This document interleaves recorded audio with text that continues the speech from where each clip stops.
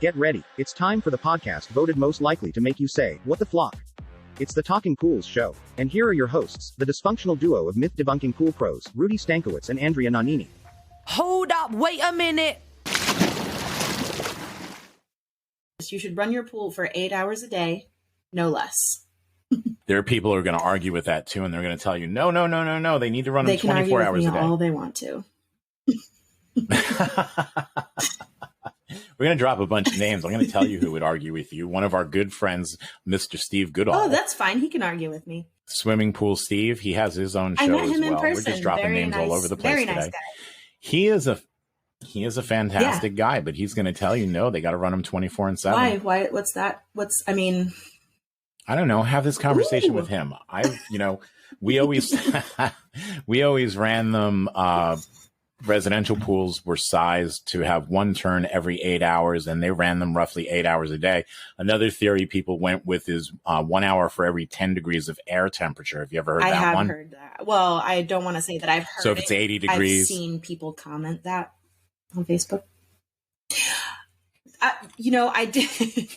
It's really, I see a lot of people saying both of those things. So you've read that. That's what you're trying to say. I've done research. So here we are. I've done research. Andrea Nannini has not heard anything. She's read it all on Facebook, so it must be true. That's exactly correct. So, but the thing is so if it's 70 degrees outside, you would run the pool for 7 hours a day. If it's 80 degrees outside, you would run it for 8 hours a day. 90 is 9 hours, right? Except for commercial bodies of water. Those need to run 24/7. Correct. So if you're one of those people who kick back your time clock so that your pool only runs 1 hour a day and your water's cloudy, guess what? You are a terrible pool owner. Get that time clock at least 8 hours. That's pool abuse. Yes, exactly. Why would you do that to your pool? It was nice to you. They should take that pool away from you. No, you're a terrible pool parent. Well, that's the thing. So we have to make sure that we run it the right amount of time because like we said before, circulation, filtration, just as important as water chemistry. Absolutely. Right? I mean, fish tanks don't have any chemicals and they stay clear. Do you have fish in the pool, Andrea? No. Have you seen that video where they turn the pool into the aquarium? No. Was this you haven't? Some dream you've had? No. It's all over. Well, I mean, it's from a couple of years ago, I think. I'll find it and I'll send it to you. These dudes they convert a pool, regular ass pool. They put all kinds of sea life and coral and fish, and then they go snorkeling in it. Huh. Well, when I first started out in the pool industry, I started out in Houston, and I know it was not uncommon for a lot of the folks to come in after their children had moved away. Nobody's swimming in the pool anymore. What they would do is stock their pool with catfish, and then they would rent out poles and sell bait and charge people to fish. Yeah, that's not, hey, they're making something out of nothing, right? If nobody's using it and they can make a little bit of money on it, why not? And then you're giving people something to do as well. I'm not there mad you go. about it. Catfish are good eating when they're done right. That's for sure. So you could probably do it with tilapia. I hate tilapia. Me too. Aren't they like the dirtiest fish? I told you about my tilapia experience, right? No. Oh no. I had this one pool. It was a foreclosure. Did you have tilapia in the pool? We were called out. This thing had been sitting for 7 years untouched. And 2 years prior to us coming out, the neighbors had complained about mosquitoes, said this thing's a mosquito pit. What do we do? So the city came out and they released tilapia fry, which is little teeny weeny tilapia. So when we went out there to take care of this pool, we were pulling out tilapia that were at least a foot long, swimming around all over the place. This was the pool from hell. We snapped 6 or 7 aluminum telepoles, one fiberglass pole, snapped it. How do you snap a fiberglass pole? It broke. Nets. There were so many pine needles in this thing that the deep end was flush with the shallow end. Draining was not an option. It was an old wood wall pool and they refused to let us drain it. And on top of that, there had been a bamboo garden alongside of it. I say had been because it was removed before me and my team got out there. And they cut it all down at 45-degree angles, just right at ground level. Until one of my techs, found it, and he stepped in that area, and the chute came right through the bottom and up out of the top of his foot. Oh my He God. laid there for a little bit and we tried to work on it. I had tools, channel locks and a screwdriver, but he was not going to let us try to work on his foot. So we had to get him over to one of those dock in the box things. He wanted to just wrap it in duct tape and keep cleaning pools because that's the kind of people that I hired. God bless him. But he went to the dock in the box and they got him all stitched up and taken care of. But scary thing. So that's my tilapia story. And I don't eat tilapia. That is, I don't blame you. I'm not going to eat tilapia anymore. Well, I already didn't, but it's tilapia from now on. Ooh, that's crazy. Tilapia. So we will not be getting that on Instacart. No. No, So, we can have that be a hashtag, though. All right. So the danger in not being able to see the bottom of the pool, aside from the fact that it clouds the water, you can't see the swimmer. What's down there that's dangerous in a residential pool? What's in the middle that goes... That would be your main drain. The main drain, right? Right there in the center. Not as much of a concern in public pools because why? Because the public pools have all the VGB standards. They're gravity fed. They're not directly connected to the pump. You have the surge pit where the pump sucks from. And so there's less of a risk of getting stuck to the drains. Well, right. Because they have those VGB compliant main drain grates, right? Correct. Those are in place. Yes. And because years ago, they used to be allowed to be flat.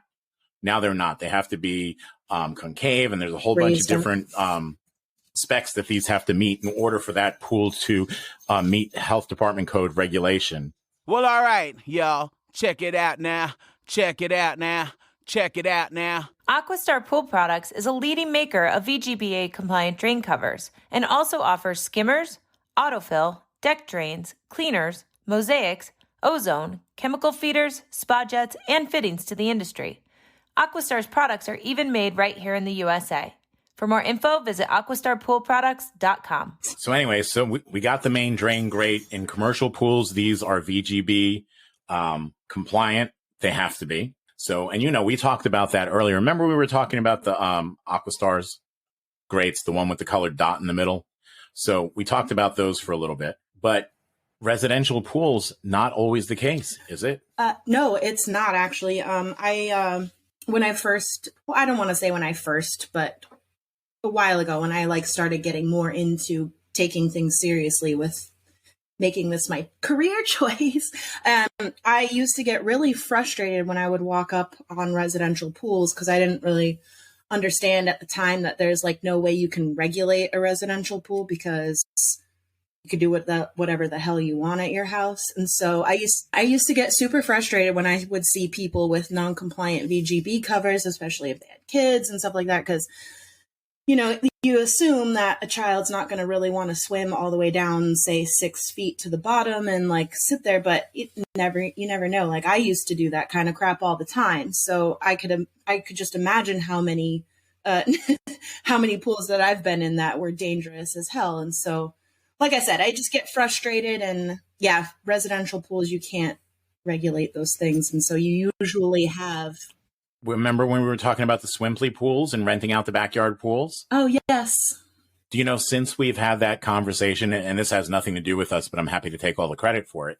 Me too. But the city of Denver and Minneapolis both have said, nuh-uh, those are commercial pools. Good.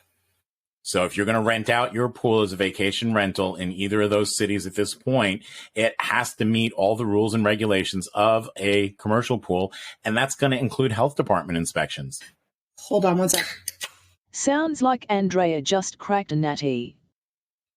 So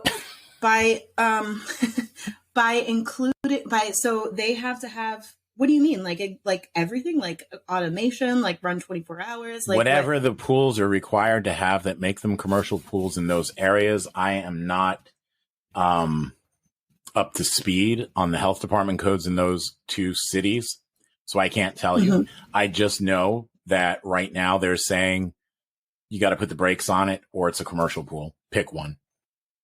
Oh, that's crazy. I'm glad about it. I'm curious what that entails. So if I don't know, you have to get permits, I imagine. You should check it out. Let's grab some health officials from those areas, get them on the show and say, hey, let's do it. Let's do it. Email us at, what is it? talkingpools@gmail? talkingpools@gmail.com. If you are a health official in one of those areas and would dare to join us on an episode of the Talking Pools Show, give us a call. Reach out. I could even be quiet. That's not really possible. But I believe that you have every intention in mind, but it's never going to happen. I could try. So we were talking about those in cloudy water, not being able to see the bottom. And that's why I was saying, so I was invited, you know Joe Trusty, right? I do, yes. Uh-huh. Joe and Marianne Trusty. You know them, right? Lovely people. Right. So Joe has Pool Magazine, but he also has the Pool Magazine podcast. And on his podcast, he was having a guest, a Mr. Alan Schnack. He's with BioNova. They do those natural pool systems. You know, the ones that kind of look like a pond. Ponds? That's what I say. I don't know. Alan got...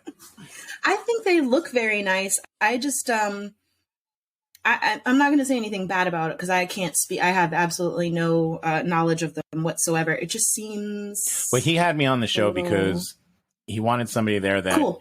You know, had a little bit of chemistry knowledge so that way we could speak with Alan talking. And the goal was not to beat anybody up or anything along those lines. But, you know, the whole premise behind those systems is mustard algae. Well, because they use plants to kind of filter out things and make up and eat. No, do they not? Okay. They do. But the key is mustard algae. How is that the key?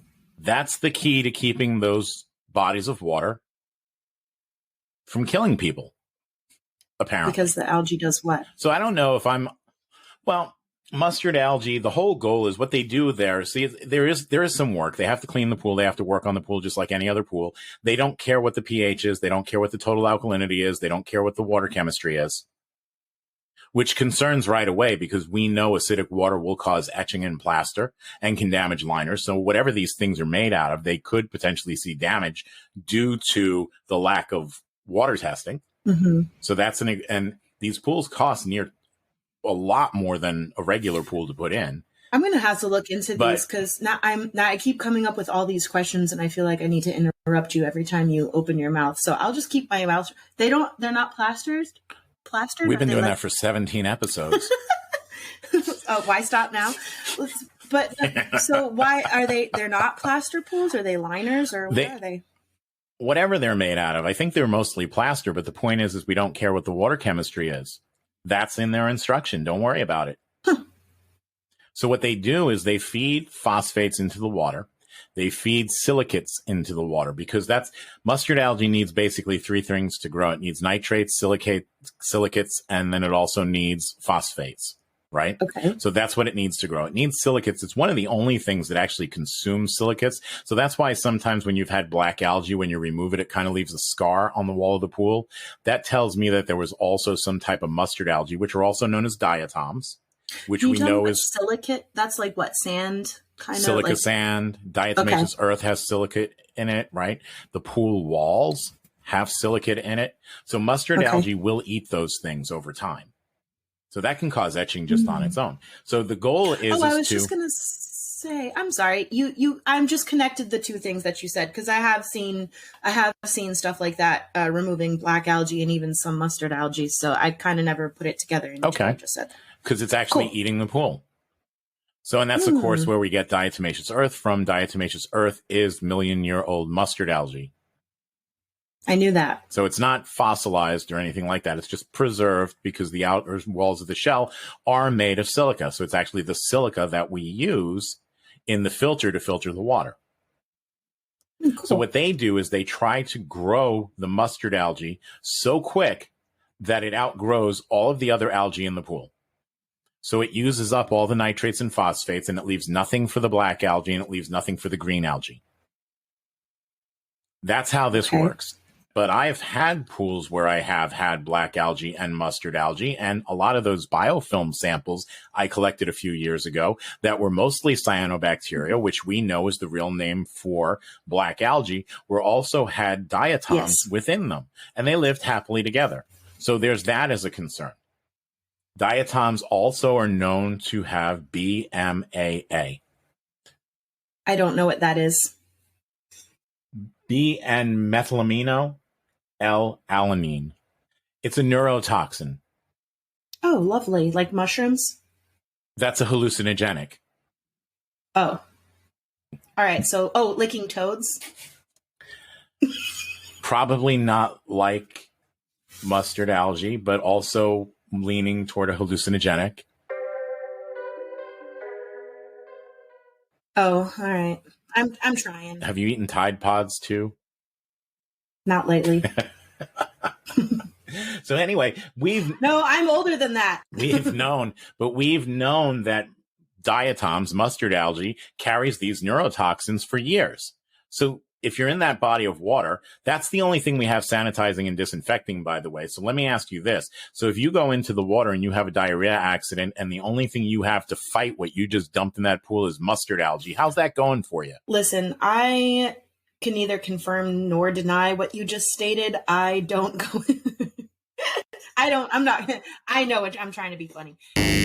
No, it sounds just, I don't like it. I don't like what you just described. No.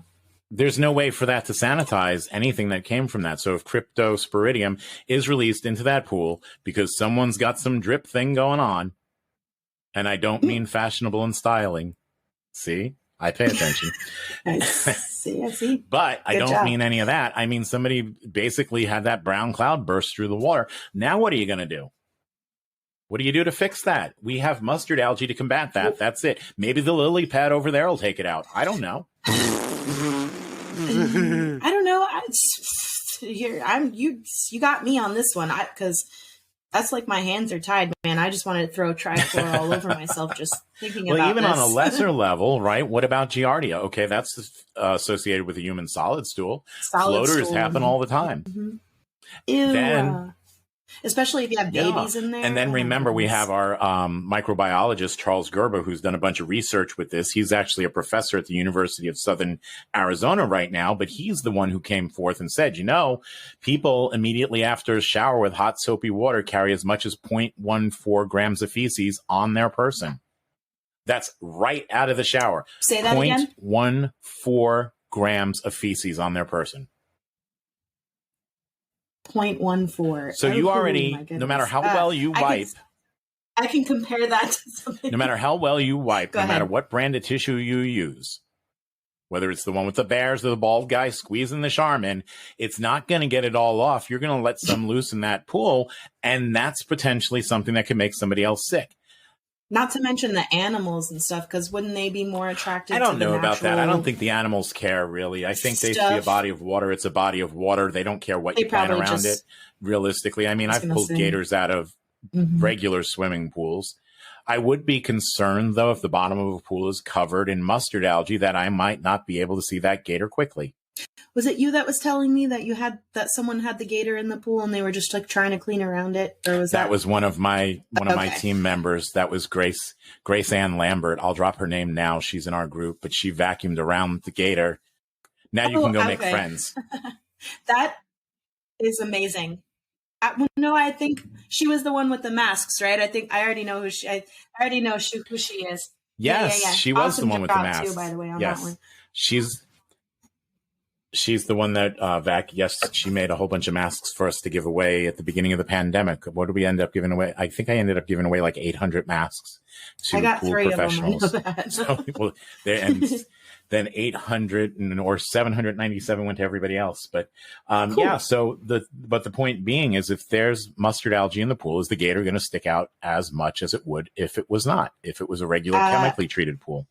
No, you're gonna not see that gator until it bites your pole and drags you in and gives you the death roll, my guy. Okay, so we were also talking about main drain grates. Am I going to be able to see those?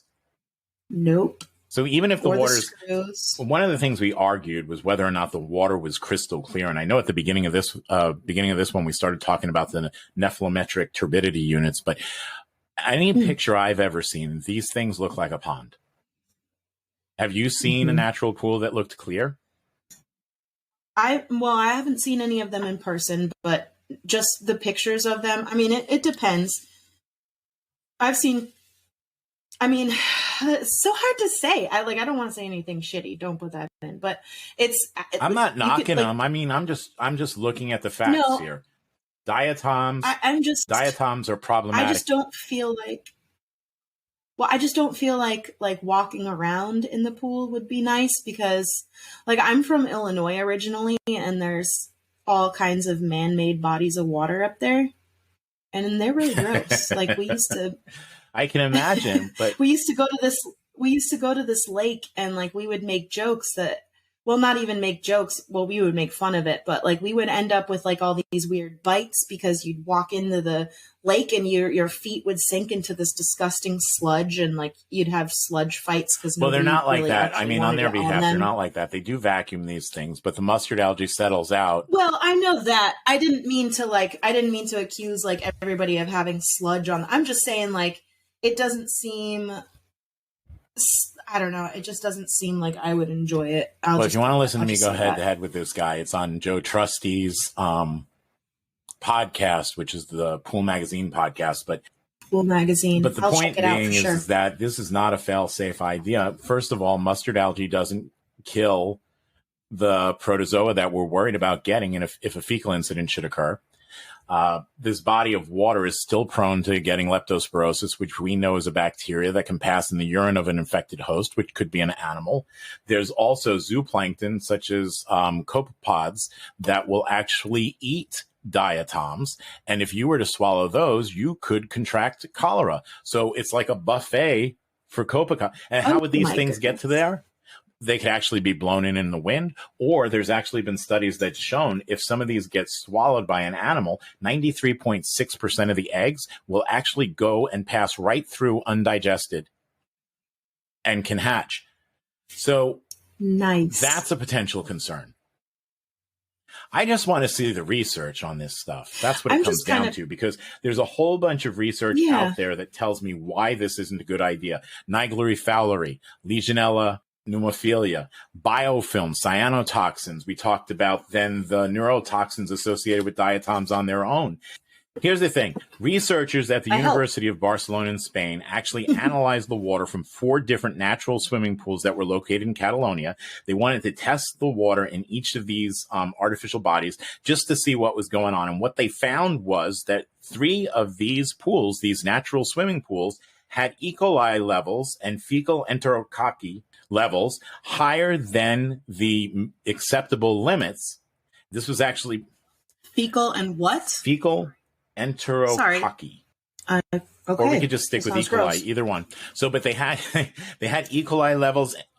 We could do E. coli and poo-poo matter, because that's what that word sounds like. So they had this fecal matter, E. coli and fecal enterococci, in levels high enough that they were of a concern. And they actually published this in the International Journal of Hygiene and Environmental Health. What I don't see is a whole lot of evidence out there saying, hey, look at how diatoms killed all this stuff. You make a good point. Did you know that 1/3 of the cryptosporidium cases involving human beings involve a type of cryptosporidium associated with ducks and geese? I feel like you've told me that before. To pull that fact off the top of my head, no, I did not know that. So duck, goose shit, bad.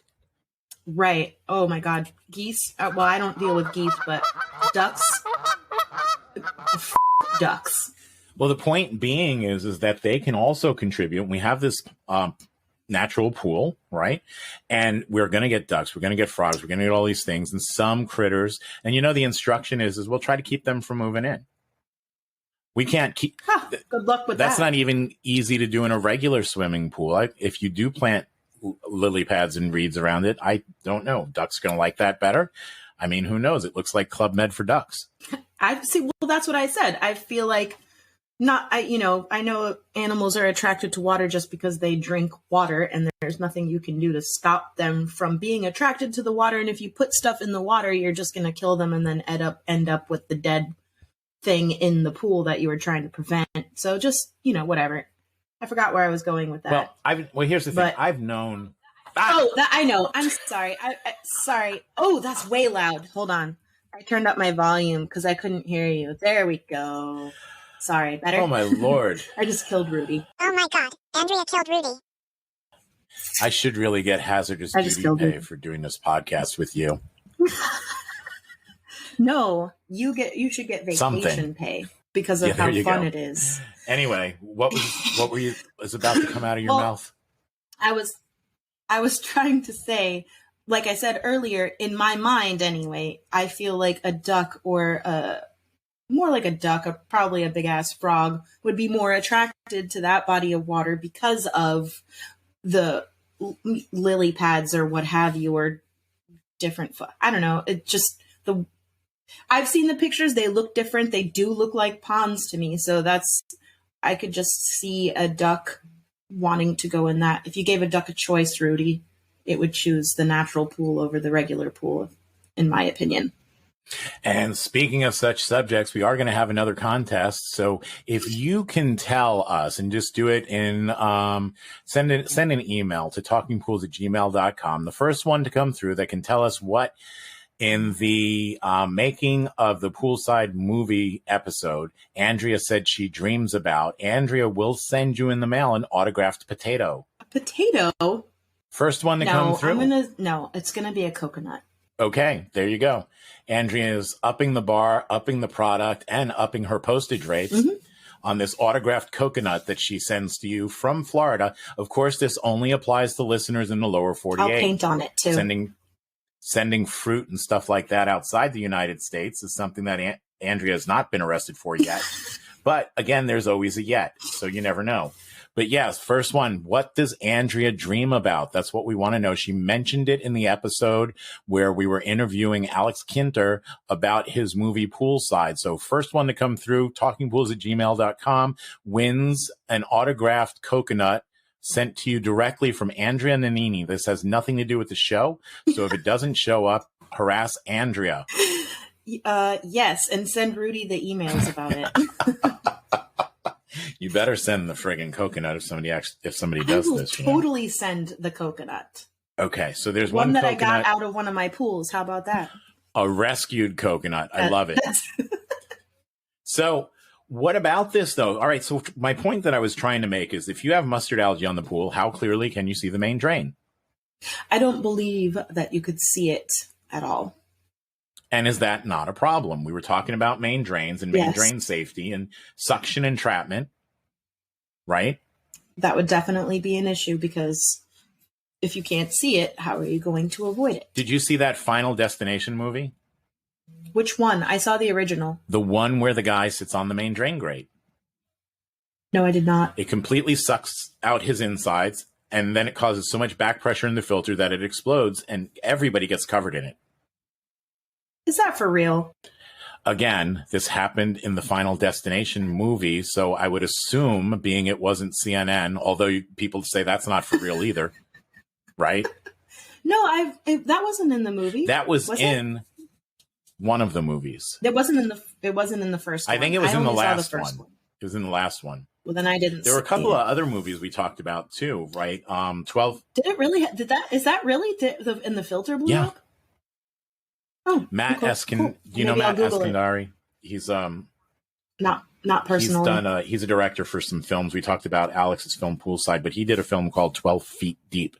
And in that, he depicts a suction entrapment issue where a woman's hair actually gets wrapped around the main drain grate. She gets tied to the floor of the pool, which is actually the number one form of entrapment in swimming pools. So it's really kind of scary, but I mean, it's a good scene because it was a cool movie because Tobin Bell, you know who that is?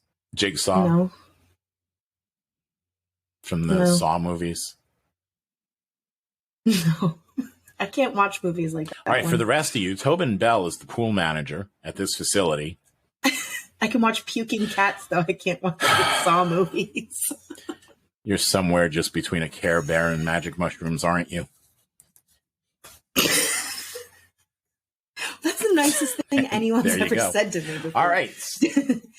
Rudy's going to reach through the laptop and slap me. If I could do that, it'd already have been done. This isn't going to be something new. So, but that's the whole point. So so there's some different movies out there that depict this fairly well. There was another one that I saw, scary stuff when I was in, this is a true story. I was in Charleston, maybe a couple of years ago. And it just happened to happen while I was there, unrelated, different facility. But, and I think you know about this, there was an indoor water park, at least a lazy river at this resort. And there were two boys in this lazy river, 8 years old, 8 to 10 years old, somewhere in that range. Mm-hmm. And one of them drops their pair of goggles in this lazy river. And it goes down beneath the grate. Well, the kid wants his goggles back. So the first thing he thinks of, I think he did tell me this story. Beneath the main drain grate. They went through the grate and underneath it. How did it get under there? So the kid decides, hey, I'm going to get my goggles back. So he's going to see if he can lift this thing up. And sure enough, he lifts it up. And as soon as he does, the suction draws him underneath. He's trapped under the water. Nobody there could shut this thing off. There were no lifeguards. There were no lifeguards there. You can see the footage on the cameras. This is also, you can find it on the internet. One of the guests actually jumps in and goes over to the child and starts to give him mouth to mouth. He comes up out of the water, gets a breath of air, back under, gives him a breath, up and out, continuously for 8 minutes until paramedics arrive. My goodness. I haven't checked recently, but the kid was fine. He went into a medically induced, chemically induced comas are your thing, but a medically induced coma. Middle finger. So a medically induced coma for a day. And then they drew him out of that. And of course he's going to have to be monitored for the rest of his life. Mm-hmm. But that's so sad. It is. But that guy, that patron is a hero. And the facility was arguing what last I saw in a news article, and I haven't looked in a while, was that they were arguing that grate was installed correctly. Yeah, no, not even if the shit could get underneath there. Sorry. But an 8-year-old was able to lift it. Oh my God. That means there were screws missing. I don't care. So scary stuff. So there's a whole bunch of scary things we were talking about in water. So natural pools, are they scary? I don't know. I need to see more evidence on this stuff. There doesn't seem to be a lot of research supporting the statements that are in favor of natural pools. I would like to service one just to see how it goes. I would like to. I imagine you couldn't brush it. And it's true. I mean, if you go to any commercial pool and go into the filter and you pull a sample of water out, you're probably going to find things like E. coli and things that we don't want to be there. So that's true. But I wonder how much higher a level of these things are going to exist in these natural these natural pools. And then what other things are going to exist that could not exist in a chemically treated pool. And then I also want to know what we do. What's the fecal incident procedure? What do we do when somebody gets sick? How are we treating these things, or are we just not? Well, I hope we are, just because of how prevalent all of that stuff can be. 0.14 grams. You said that's a lot of poopy to be having on yourself. It's more than I want on me. I mean, I'm gonna go take a shower right now after we're done with this. And then when you're done, you're going to come out with 0.14 grams of feces on your person. Oh my God. So that means you have more than that now. So if there are any, and I haven't taken a shower yet. I just got off work. Well, not just, but I haven't taken a shower. I started recording since immediately. Thursday of last week. No, no, actually I got in one of my commercial pools. So technically I did shower. You're the one who tells everybody that a swimming pool does not replace a bath. Yes, it does not. I've seen, unless it's for you, apparently. Well, because I knew, I take care of the pool. I know it very well. I knew what the levels were, and I knew what my body was going to do to affect them and how to fix it. Well, yes. So you coated yourself in soda ash and got in. Yep. Very cool. So algae then potentially can represent the same challenges as cloudy water, depending on the type of algae you have. I was going to say, usually when algae is starting, at least I put the two things together. That doesn't mean I'm right about it. Pools will start getting cloudy when they're about to start turning or growing algae. When they're about to turn green. I agree. Now, one of the things they have in their favor, the different types of algae, so you're very familiar with mustard algae. Basically, there's tens of thousands of species, but they basically grow in one of two ways. They either dust across the floor of the pool, or they stick to the walls. You don't usually get free floating mustard algae. So the water will be clear, but will the walls and floor be clear? And no, they'll be covered with greenness. And are these diatoms that I said contain neurotoxins, or at least they have the potential to, harmful? I know you're not supposed to swallow the water anyway. Doesn't that eliminate a whole bunch of it? But can you rely on people to not swallow the water? Well, you can't. I mean, I had little kids. Hold on. Bless Excuse you. me. I know the state took them away from you, but you had little kids. Shut up. They're not little kids. They're old kids now. They can wipe. And they're living happily with their new families. No, I mean, you're gonna get I'm not people gonna put this hating on. me. Oh my goodness. I'm just kidding. Well, I mean, I can't go in the water without getting a little bit of it in my mouth. I mean, it drips down your face, your hair. My hair is constantly dripping. Little kids, especially. I mean, there's spitting water games. There's all kinds of stuff. You can get I used to be in pools constantly. I would get water up my nose, like on the regular. So I can't imagine having just germs and, I guess, diatoms, little creatures living up inside of my nose. And then there's the zooplankton that I said actually live on diatoms. So if they get introduced to the water, it's like a big friggin' buffet. Well, and then you could put a whale in there and they would eat the plankton. I had a 75, well, it's not my pool anymore, but I did take care of a 75,000 gallon residential pool that you could very easily fit a baby dolphin in. There you go. Check the mic and make sure it sound right, boys.